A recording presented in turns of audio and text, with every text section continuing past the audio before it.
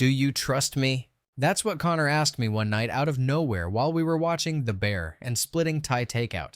It was so random I didn't even answer at first. Just nodded, half distracted, assuming he was making some deep observation about a fictional chef's anxiety. But now, that moment's been playing in my head on a loop. If you'd asked me last year, I'd have said Connor was my person. Solid. Dependable. The kind of guy who bought flowers just because who made spreadsheets of our grocery budget and joked about retirement homes in Italy. I'm not a hopeless romantic or anything. I work night shifts as an ER nurse in downtown Houston. Life is chaos. But for years, he was the one thing that felt stable. We'd been married 7 years. No kids, no drama. Some fights, obviously, like any couple, but we always circled back. We always found our rhythm again. Until one Tuesday about 6 months ago. That Tuesday was off from the start. I woke up early because I couldn't sleep. He was already gone. No kiss on the forehead. No "hey babe, I'm heading out." His gym bag was gone, but his side of the bed looked like he'd barely slept. He texted me around 11 a.m. Doing a mastermind session in Midtown. Don't wait for dinner. 3 red flag emojis in one message. Mastermind session. Since when was he into that pseudo-entrepreneur crap? He'd always been into finance podcasts, but now he was acting like he was about to become the next Tony Robbins. He kept using phrases like leveling up and passive income is king. It was cute at first, then weird, then kind of unsettling. Still, I told myself it was probably harmless. A midlife itch. A phase. Maybe I was just being judgmental because I'd worked 16 hours straight and my feet felt like I'd walked barefoot on Legos. But stuff started piling up. He got really weird about his phone. Like, suspiciously weird. He'd always been super chill. Left it on the counter. Never had a password. But now he carried it around like it was an organ. Screen down, face recognition, only huddled in corners to whisper like he was running some underground drug cartel. I made a joke one night like, "Damn, should I be worried? Or are you just texting the Illuminati?" He laughed. Too hard. Said something about confidential client stuff and kissed my forehead like I was a child. I should have said more. I should have dug deeper. But I didn't. Because I still trusted him. Because I was tired. Because I didn't want to be that wife. Then came the bank convo. We were cleaning the apartment. Nothing major. I was on my knees scrubbing under the sink because landlords are useless, and he randomly goes, "Hey, we should consolidate our accounts. Just makes sense, right?" I looked up like, huh. We'd always kept our finances semi-separate. Shared rent, groceries, vacations, but otherwise we did our own thing. That's how we'd agreed to do it from day one. Suddenly, he wanted to merge everything for convenience. Nope, too weird. So I asked, why now? He shrugged, said, "I just think it's smart. If anything ever happened to either of us." That line hit me sideways. I know what just in case really means, and that was the first time my stomach flipped. My gut said something is off, but I didn't react.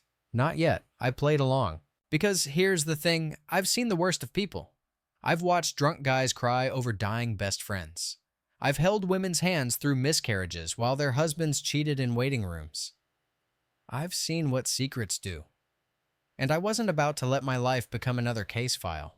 So I started watching him. Not like full-on surveillance mode, but I paid attention. Little things. He forgot to invite me to a business brunch. Said it was just guys. But I found the invite on our shared iCloud calendar. It was at this stupid fusion cafe in Midtown, and the guest list included someone named Shayla with a butterfly emoji next to her name because, of course, it did. One night, I accidentally took his iPad instead of mine. It was locked, which was odd because he swore he never used it anymore. When I asked him the passcode, he froze for like 5 seconds too long before muttering, same as my laptop. It wasn't. Then came the kicker. Last week, I was at work when I got a notification from our shared Amex account. $5 800, Cedar Grove Retreats Founders Experience. UTF. I clicked the location. Spa retreat in the Hill Country. Targeted toward emotional recalibration for elite men and their divine feminine partners. Let me repeat that. Divine feminine partners. I nearly dropped a tray of IV bags. What kind of fantasy MLM cult was he even part of at this point? And why the hell was he using our money for it? I didn't confront him. Not yet. I started documenting, quietly. screenshots, receipts, voice memos. I even had a friend of mine in admin run a background asset check, not illegal, just informed. And guess what? Turns out Connor had started the paperwork for a new LLC registered under his name, only listing one of those retreats as his business address. I was shaking. I went into the break room and dry heaved into a trash can between trauma calls. Then I called my cousin, she's a real estate lawyer, and said 7 words I never thought I'd say. I think my husband's planning a heist. The day after I called my cousin, I took a sick day. Told work I had a migraine. That part wasn't a lie. I hadn't slept, hadn't eaten, and my head felt like it was pulsing to the beat of a betrayal playlist. Connor thought I was home resting. In reality, I spent the day calling banks, talking to my lawyer cousin, and digging through every digital nook and cranny of our life. Joint accounts, credit cards, tax records, his LinkedIn, all of it. Turns out he'd been slowly transferring money to a new account I didn't know existed. Just small amounts at first. $200 here, $150 there. Enough to fly under the radar unless you're looking for it. And now I was looking. I pulled up his recent browser history from our shared home computer because, yes, even tech bros forget to clear cookies when they're trying to build an empire out of bullshit. There were tabs open for asset protection services, prenup templates, and one that made me stop breathing for a second. How to avoid community property claims in Texas divorce. That was when everything snapped into place. This wasn't just emotional distance. This wasn't a phase. Connor was planning to leave and take everything, not just half. No, that would have been almost normal. He wanted to drain me, leave me with nothing. He was preloading the divorce cannon and aiming it straight at my financial jugular. And me, I'd been out here wiping blood off my scrubs and dreaming about finally buying a house with him. I don't remember the exact moment I stopped crying and got cold, but I do remember the moment I clicked new folder and named it. Plan Bitch. Inside, I started dropping screenshots, transfers, texts, emails, copies of LLC filings, a receipt from the Airbnb he stayed at during a conference, which, fun fact, didn't actually exist. I know, because I called the hosting platform. There was no event booked that weekend in that city, but the address matched a luxury condo owned by a woman named Shayla Jordan. Yeah, butterfly emoji Shayla. I wasn't ready to confront him yet, though. Not without a full strategy. I knew how these things went. If you tip your hand too soon, they start playing the victim. They flip the narrative. They turn you into the problem. You're paranoid. You're overthinking. You're too emotional. Screw that. I wasn't going to give him the chance. So instead, I cooked dinner. Literally. That night, I made pasta, poured wine, and acted like everything was chill. He didn't suspect a thing. Hell, he was even more affectionate than usual, kissed my shoulder while I did dishes, cracked jokes about us going on a summer road trip, and said, "You've been really grounded lately. I love that." Grounded. I wanted to scream. Instead, I smiled. Grounded my ass. I was a F** king tectonic plate waiting to shift under his damn empire. The next morning, I called my mom. Now, to be clear, my mom and I aren't tell each other everything close. But she's smart, practical, knows how to read between lines. I told her I needed to move some things into her name temporarily. Nothing sketchy, just precautionary. She asked one question. "Are you safe?" And I said, "Yeah, but I might not be if I keep pretending." She didn't push after that. Just gave me the info I needed to start moving pieces. That afternoon, I opened a new trust. My cousin helped me structure it airtight. I transferred my 401k, moved my savings, switched my direct deposit. And most importantly, I had our shared apartment legally shifted into a protected LLC. Took all of 3 days thanks to her contacts. Connor didn't even blink when I said I was refinancing to get a better rate. He just said, "That's smart, babe. Let me know if you need help signing anything." I wanted to laugh or slap him or both. Instead, I nodded and said I've got it covered. The next few days were hell. Playing house while planning an escape is the most exhausting mental gymnastics I've ever done. Every morning, I'd wake up next to a man I no longer recognized, then spend my breaks in hospital supply closets filing documents and emailing legal teams. And through all of it, he stayed the same. Unbothered, detached, sweet even. But fake sweet. The kind of sweet that makes your stomach twist because you know it's covering something sour. Then came Friday. I got home early. He was already there, standing in the kitchen shirtless, sipping a smoothie. I said, hey, dropped my bag and asked how his day was. Good, he said, smiling. Got a call with Shayla in an hour. She's helping me outline the new mentorship program. I swear my vision went red for a second. Mentorship program. With her. The woman whose apartment he visited during the conference. The one with butterfly emojis and self-help mantras about feminine flow. I kept my face neutral. Cool, what's the focus? He took a sip. It's kind of about male empowerment, but also like wealth realignment and divine partnership. Hard to explain. Sure it is. I excused myself, went into the bathroom, and dry heaved into the sink. Again. Then I looked in the mirror, wiped my mouth, and whispered out loud, "You've got this. Finish the play." That night I completed the last few transfers, set up a duplicate email account for all the legal notices, moved my name off every liability, canceled the secondary card he'd been using. He'd notice soon. I was running out of time. On Monday, I scheduled a meeting with a divorce attorney, just to be safe. He confirmed what I already knew. In Texas, community property laws are harsh, but if you can prove intent to defraud or mislead and you've documented properly, you can protect yourself. And I had documentation. So much documentation. Still, I didn't move yet. I needed him to be the one to light the match. And oh boy, he did. That Thursday night after dinner, he sat me down on the couch. He looked serious, calm, like he'd practiced this in the mirror. Alexis, I've been doing a lot of soul searching. I think we've grown apart. I don't want to hurt you, but I want to separate. Peacefully, cleanly. Just like that, like he was asking to cancel a subscription. I stared at him. So that's it. No fight, no let's try. Just done. He nodded slowly, like a guru giving a TED talk on ethical abandonment. I think it's the healthiest choice for both of us. I almost laughed. Instead, I said, okay. He looked surprised. Maybe even disappointed I didn't cry or beg or throw something. Maybe that's what he expected. That I'd fall apart so he could be the noble one. But no, I just stood up and said I'll have my lawyer send you something next week. His eyes flickered. Your lawyer? Yeah, I said, grabbing my phone. You weren't the only one preparing. And with that, I walked into the bedroom and closed the door. The next day, he got the papers. Not just divorce papers, but counterclaims. Documentation of every shady transfer, every piece of evidence, every legal protection I'd set up. He couldn't touch my savings, the apartment, or my retirement. It was all locked down. And he was furious. He didn't speak to me for 2 days, which honestly was a blessing. The silence in the apartment was thick, sure, but it was also peaceful. No fake affirmations, no half-baked growth talk. No babe, you're being reactive gaslighting. Just quiet. Just me breathing. On the third day, he finally broke it. I was in the kitchen making coffee when he walked in barefoot, holding the legal envelope I'd had couriered to him at home. He slammed it down on the counter. You had this planned this whole time. I didn't even blink. Yup. He stared at me like I'd kicked his dog, like I was the villain, like he hadn't been playing behind my back for months. I thought we agreed to keep this clean.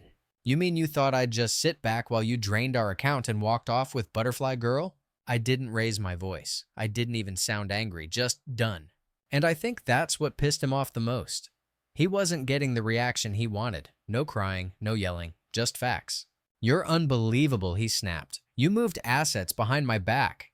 That's not just shady, it's F** caked up. I tilted my head. You want to talk, shady? Let's pull up that fake LLC you started 3 months ago. You know, the one registered to Shayla's apartment? Or maybe the business expense charges for your mental retreats. Yeah, let's unpack shady. He went pale, then red, then pale again. He didn't respond, just grabbed his keys and stormed out. I stood there sipping my coffee, heart pounding, fingers trembling, but face calm. Because I'd learned something in that moment, quiet rage hits harder than chaos. Over the next week, Shay *T unraveled fast. His lawyer emailed mine, confused, aggressive, and very clearly uninformed. Apparently, Connor hadn't told him about the LLC, or the asset shifts, or the little side project called Realign Collective that he'd been funneling money into. When my lawyer dropped the receipts, screenshots, transfer logs, audio notes, the reply was basically, we'll need to revise our position. No *, you will. And suddenly, Connor started spiraling. He'd built this version of himself over the past year. Financial coach, masculine leader, mindset magician. A personal brand based on empowerment, honesty, and emotional intelligence. Too bad his Google Drive told a different story. Because guess what I found while organizing files on our shared desktop? A folder labeled Archive. Inside notes for workshops, pitch decks, and a list of VIP clients. One of whom I realized with a slow-burning rage was a former patient's husband. Yeah, a guy I'd helped last year after his wife had a seizure in our ER. They'd added me on Facebook to say thanks. I remembered because the wife sent me flowers. And now here was her husband listed as a private donor to Connor's energy realignment movement. Sick. I didn't know what he was selling people, but I knew it wasn't just empowerment. It was lies. Packaged with buzzwords and TikTok edits and dumb F*C King crypto mantras. And speaking of TikTok, that's when *T really took off. Because while I was preparing legal defense, someone else was preparing exposure. One night, I got a message request from a woman named Vanessa. Hi Alexis, you don't know me, but I think we have something in common. Would you be willing to talk? I almost ignored it, but curiosity won. We hopped on a call the next day. Turns out Vanessa was one of Connor's coaching clients. She'd joined a virtual abundance group 6 months ago, paid $1,200 for access to weekly video sessions, worksheets, and some personal consulting. It had all seemed legit at first. Then things got weird. He started encouraging us to cut people off, she said. Anyone who doubted our path. Friends, partners, coworkers. I lost a job because I skipped meetings to attend his calls. I didn't even know what to say, she went on. Then Shayla started hosting some of the sessions. She talked about sacred sexuality and shadow work, and some of us got uncomfortable. I asked questions. Next week, I was blocked from the group. She wasn't the only one. There were others. 5, actually, that she knew of other women who'd paid for guidance and ended up cut off when they stopped blindly agreeing. She sent me screenshots.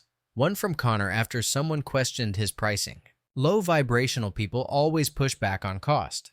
Your resistance is a mirror to your money trauma. Are you serious? I laughed, a real angry, bitter laugh. Vanessa asked if I was okay. I told her I was more than okay.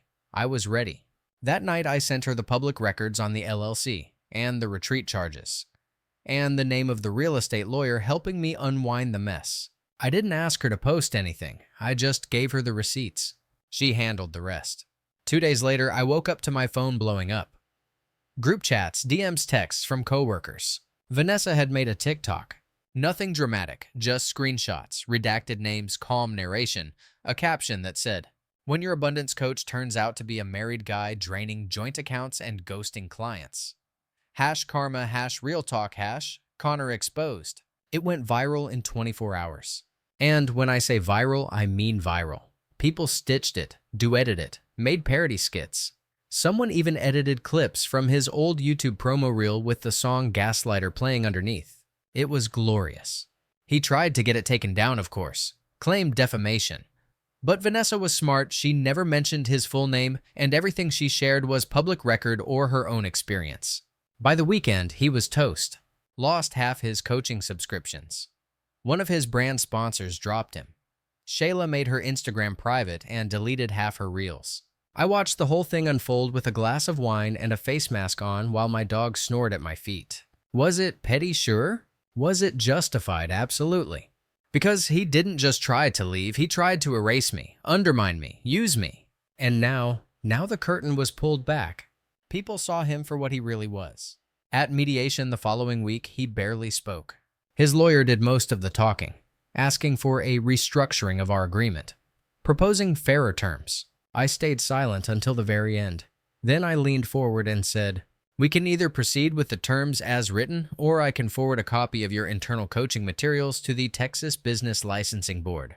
His lawyer blanched. Connor clenched his jaw. We proceeded with the terms as written. That night I got a text from him. "You didn't have to burn it all down." I stared at the message for a long time. And then I typed, "You lit the match. I just stepped back and let it burn." Then I blocked him. And let me tell you, nothing has ever felt more satisfying. The adrenaline wore off faster than I expected. I thought I'd feel euphoric, untouchable. Instead, the morning after the mediation, I just woke up. exhausted. Like someone had ripped the last bit of tension out of me and left my body empty. I sat in bed staring at the ceiling, wondering how the hell I'd gotten here. How a marriage that started with inside jokes and Sunday pancakes ended with subpoenas and TikToks. People kept texting, friends, coworkers, even old classmates who somehow stumbled across that video and wanted to let me know they were Team Alexis. I didn't answer most of them, because while the world was cheering on my revenge arc, I was just grieving. Quietly, bitterly, stupidly. And the worst part, I missed him. Not the Connor I'd exposed, not the one who manipulated and gaslit and stole. I missed the Connor from 3 years ago. The guy who used to hold my hand in the grocery store. Who made bad coffee on purpose just so I'd laugh. Who cried when we lost our dog. I hated that he got to live rent-free in my brain even after everything. But trauma doesn't just pack its bags and leave because you won in court. I went to work that night and kept my head down. Didn't bring up the divorce. Didn't mention the drama. Just did my rounds and pretended I was fine. Until Cam, one of the younger nurses, cornered me in the break room. "Hey, can I ask you something personal?" I looked up from my tea. "Sure." He glanced around. "Is it true? The stuff about your ex?" And there it was. I took a breath. Yeah, most of it. He looked genuinely shaken. Damn. I followed him on Instagram for like a year. Even bought one of his ebooks. He seemed so put together enlightened. He nodded. "Yeah," I said. "He's good at that." We sat in silence for a moment. Then he said something I wasn't expecting. "I feel stupid. Like, I believed in him. I thought he was legit." And just like that, the grief shifted. Just a little, because it hit me he wasn't just conning me. He was conning everyone. And we all felt stupid. A few days later, the betrayal came from someone I actually did expect better from. Her name's Nina. We'd been friends since college. Roommates, actually, before I met Connor. She was the kind of friend who showed up with wine when you cried and knew how to throw the perfect side-eye across a party. We'd drifted a bit over the years. Life-work distance. But when I got engaged, she helped me plan the bachelorette. She gave a toast at our wedding. She was part of my story. So when she DM'd me out of the blue, I didn't think twice before agreeing to meet for drinks. We sat on the patio of some overpriced wine bar, catching up over cheese boards and Chardonnay. It was easy at first, comfortable, until she leaned in and said, "So, did you really have to go that hard?" I blinked. "What?" "I mean the TikTok stuff. The public humiliation. Don't get me wrong, I know he screwed you over, but like, maybe you could have handled it a little more privately." I stared at her, waiting for the punchline.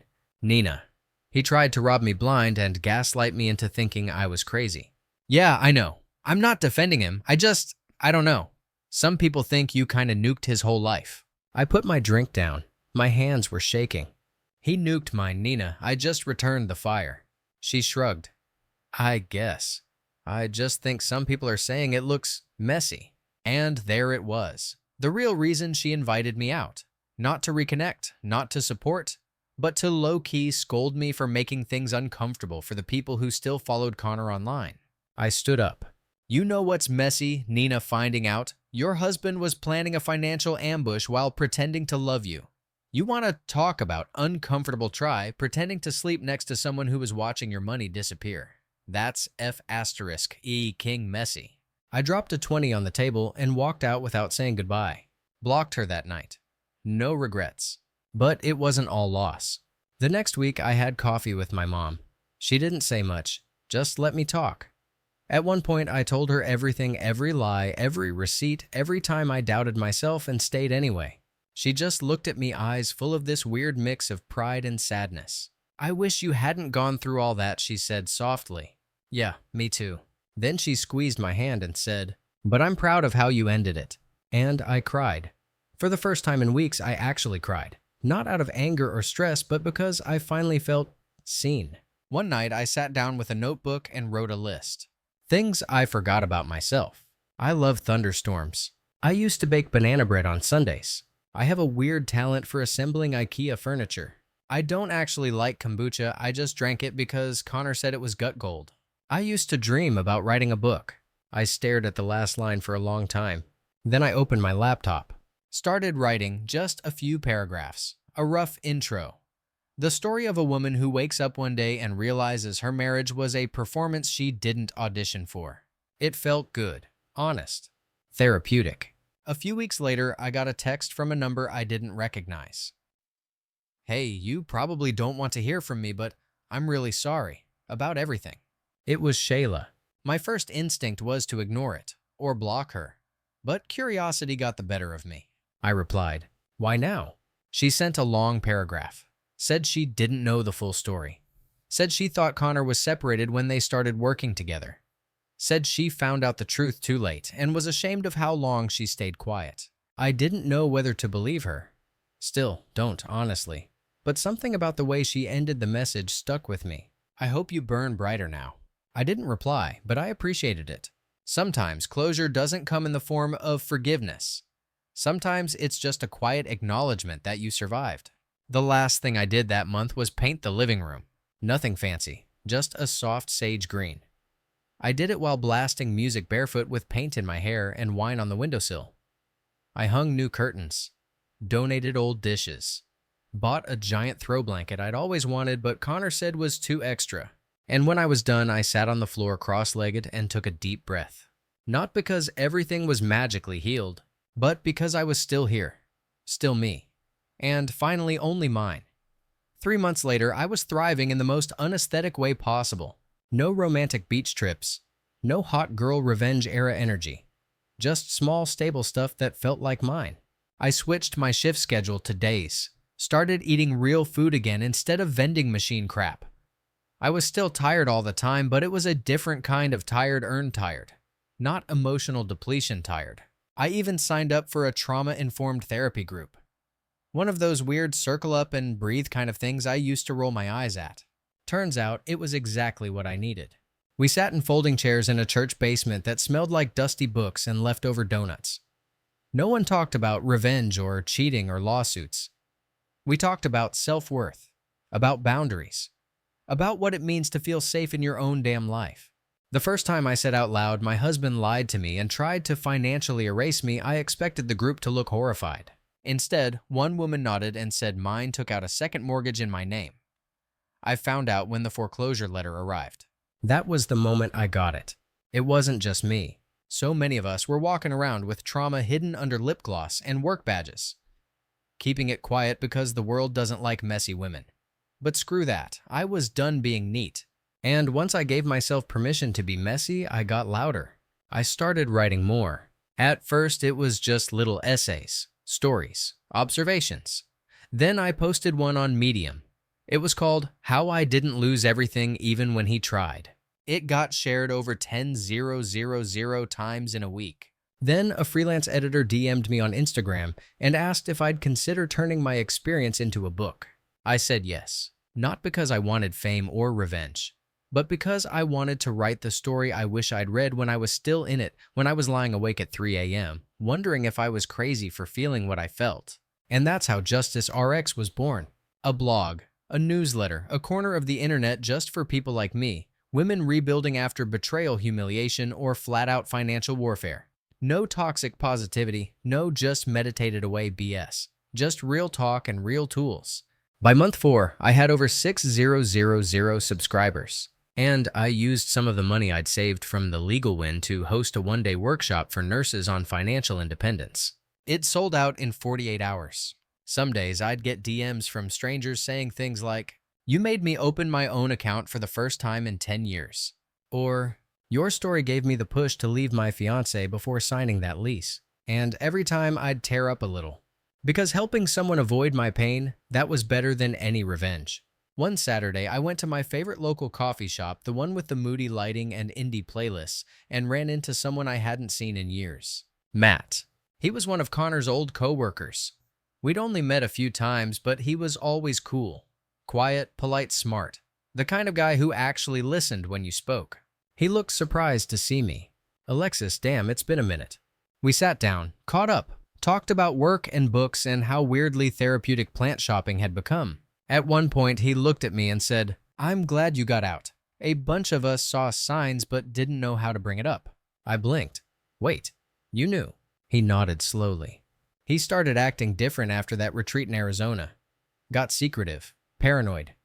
One time I heard him telling someone on Zoom how easy it was to influence women if you talk like a coach. It gave me the creeps. I just sat there. Not angry, not surprised. Just sad. I wish someone had told me. I didn't know if I should, he admitted. I figured it wasn't my place, but honestly I regret it. That hit me hard. Not because I wanted to blame him, but because it reminded me how often people stay silent when they know something's wrong. Not out of cruelty, out of fear, out of discomfort, out of not wanting to get involved. It's human, but it's also why predators thrive. 2 weeks after that, I got a text from an unknown number. No words, just a picture. Connor, sitting on the curb outside what looked like a co-working space, hands in his hair, looking wrecked. My stomach dropped. Seconds later, a message followed. He's been staying at my friend's place. Left this behind. Thought you should know. Then a second photo, a crumpled notebook page. Manifestation requires destruction. She had to break so I could rise. I stared at the words. Was it a journal, a workshop note, a speech? Did it even matter? I never replied, just deleted the photos and turned off my phone. But I couldn't stop thinking about it for days. Not because I felt guilt, but because he really believed that. He genuinely saw my pain as his stepping stone, my breakdown as his rebirth. That was when I knew deep down he would never understand. He'd rewrite the story to serve his arc. I'd be the villain in his version forever. The ungrateful wife, the saboteur, the roadblock to his greatness. And that was okay, because I didn't need to be understood by him anymore. Later that night, I went for a walk. It was one of those warm spring nights where the air smells like jasmine and the streetlights feel soft instead of harsh. I passed couples holding hands, kids on bikes, a guy singing off-key to himself near a taco truck. And for the first time in forever, I didn't feel broken or angry or scared. I felt here, present, not in survival mode, not in fight or flight, just alive. When I got home, I lit a candle, made tea, opened my laptop, wrote an update for the blog. I used to think closure was something someone else gave you, a conversation, an apology, a revelation. But real closure, it's when you stop needing any of that. It's when you finally realize that walking away isn't weakness, it's wisdom.